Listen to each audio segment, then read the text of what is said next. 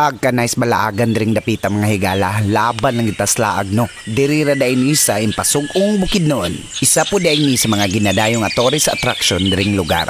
Nakapangutanan pud ko ba nga no gitawag siya og Mount Millionaire. Maybe because na ay mga gold bars diya nga artificial sa ilang arko-arko or kana ilang signage diya nga Mount Millionaire. Ang entrance fee diri mga higala kung mobisita ka around 50 pesos kung daytime, 200 pesos kung mag-overnight stay ka. Okay pud kayong signal diri sa internet, full bars ang LTE or makadata mo sa inyong mga cellular. Kung mag-rent food mo og tent, 200 pesos also. Pero again, pwede mo magdala og food diri, it's because walay tindahan nga inyong makita diri. Dalagin mo og pagkaon kay medyo distansya ra ba ni siya sa mga tindahan. Makarent pod ka sa ilang open cottage nga 300 pesos on daytime, closed cottage nga 1,000 pesos good for 2 overnight na siya, habit house nga 1,000 pesos only good for 2 gihapon. Pero kung mag-exista na alang sila ay additional fee. Ang naka-nice po din mga higala is madala nimo ang inyong mga pets. Pet friendly ning resort. Kung gusto po mo mag-enjoy sa ilang night ambience dire, if ever kung gusto mo mag-standby gawa sa inyong room, magbayad lang po mo og 100 pesos sa ilang bonfire per bugkos sa mga kahoy. Ang exact location gud aning mga higala kining lugara is sa Kapitan Bayong, Impasugong, Bukidnon. So around 1 hour and 45 minutes gikan sa Cagayan de Oro City. Sumuagi gid mo og Old Sayre Highway pasaka dayon anang dalan paingon Communal Ranch, pero mas mauna ninyo maagian